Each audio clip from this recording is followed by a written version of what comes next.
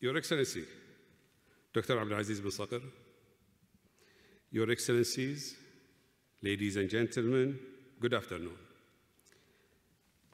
Before starting, I really would like to request you all to permit me to exercise two fundamental human rights. Allow me to dream and allow me to be optimistic. May I start by thanking you for the invitation to return to this beautiful city and to have the chance to contribute in a small way to such an important gathering. I have had the privilege of being invited here every year since 2011, and only last year was I unable to attend.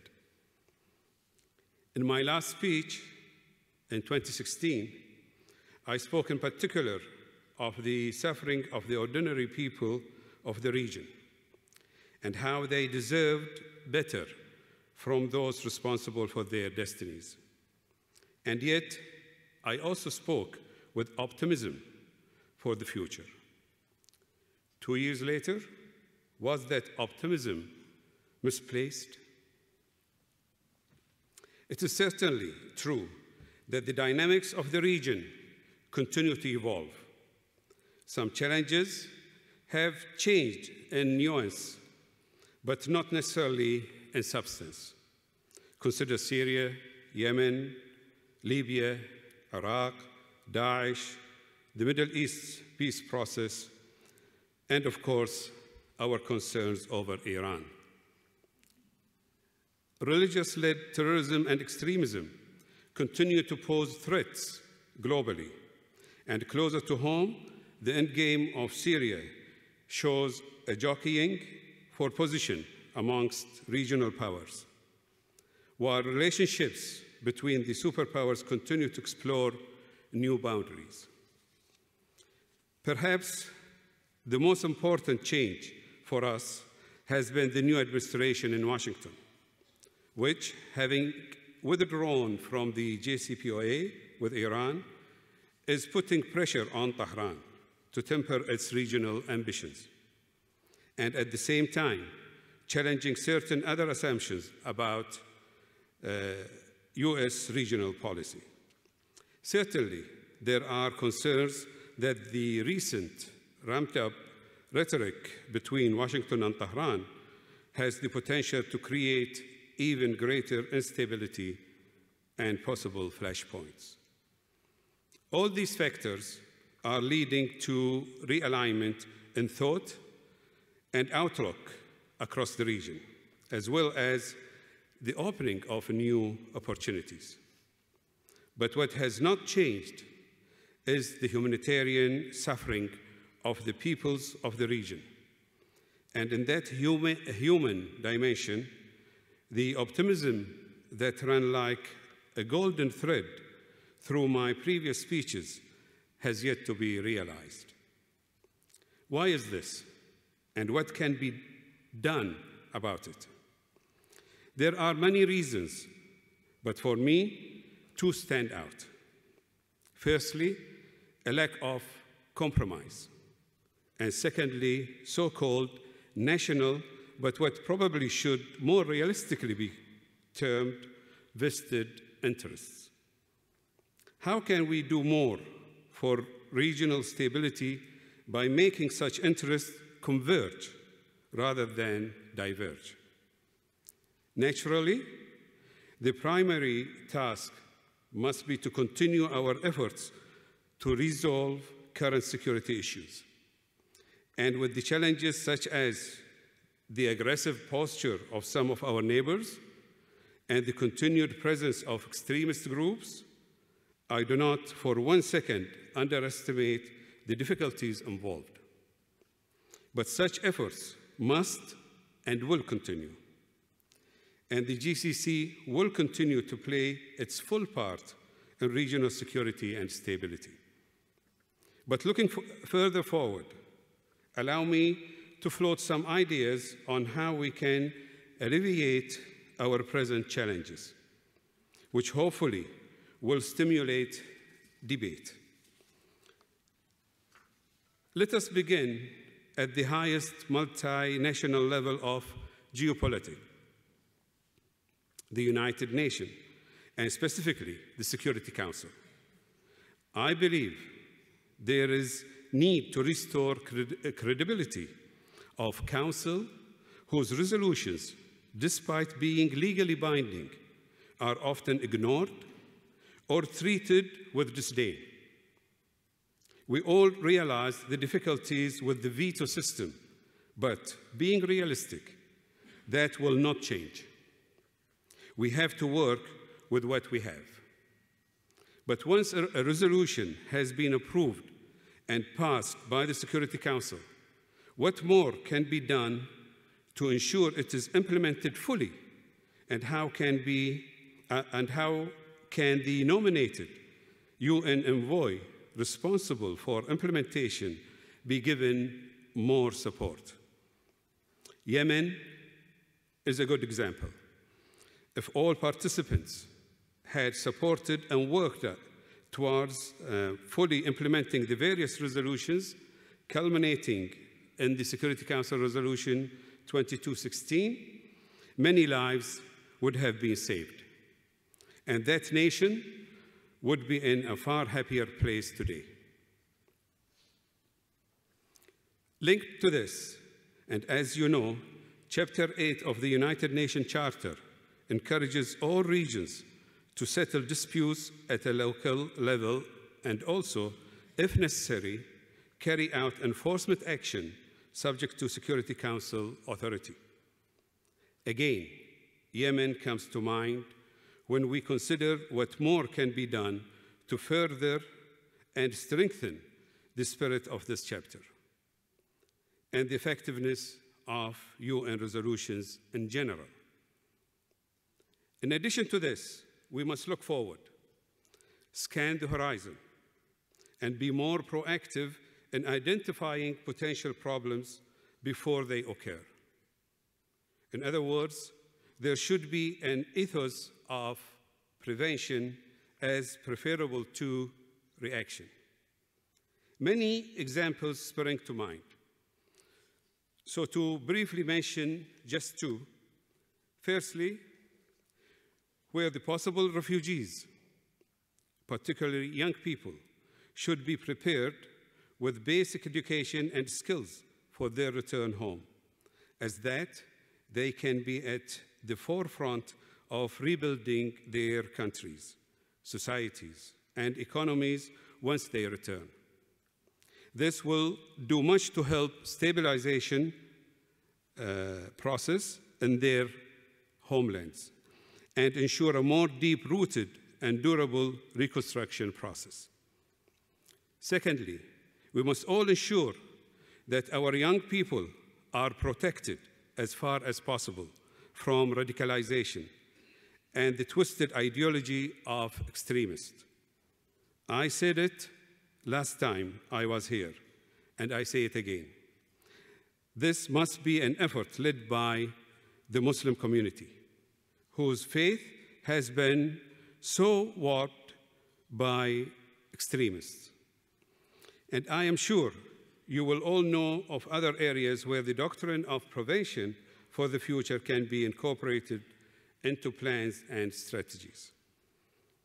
Ladies and gentlemen, everything I have said so far will help to confront and may even stabilize some of our current problems. But if we are honest with ourselves, these measures, together with so many others which are discussed, will not produce a much-needed but elusive long-term cure. For thoughts on how we might achieve this, I will now move nearer to the title of this talk, Creating a Vision of Interdependence, a Path to Regional Peace and Development. In doing so, I make no apologies for moving from the micro to the macro and introducing what some might consider to be an imaginative, unrealistic, and even impossible idea.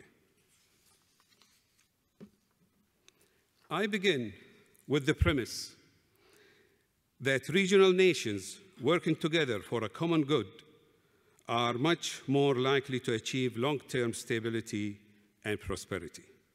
But how much greater is that likelihood if they can be encouraged to become mutually interdependent? Such interdependence will not come easily and will involve far-sighted vision and political will. And here, no one should harbor any doubts about the scale of my proposal. Today, as we look at the turmoil within our region, interdependence on a large scale may appear no more than a dream, but it is by no means an impractical dream.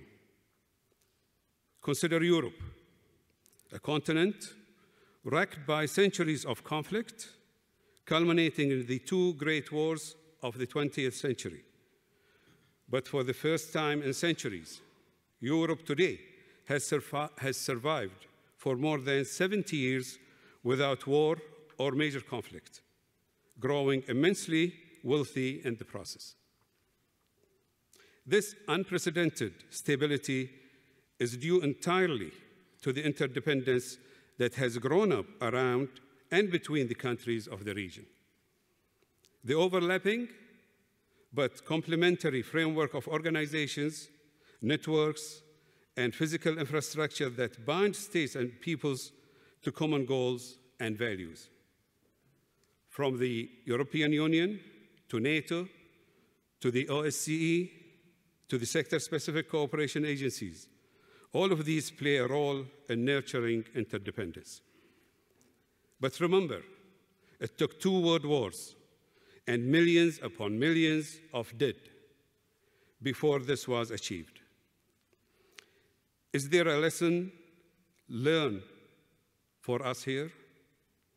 Do we have to wait for a disaster, or can we be proactive? And of course, the catalyst for rebuilding Europe after the Second World War was the Marshall Plan, which kick-started the resources for regeneration. Yes, it is hugely costly, but the long-term political, economic, social, and above all, security benefits which flowed from it have repaid every cent with interest.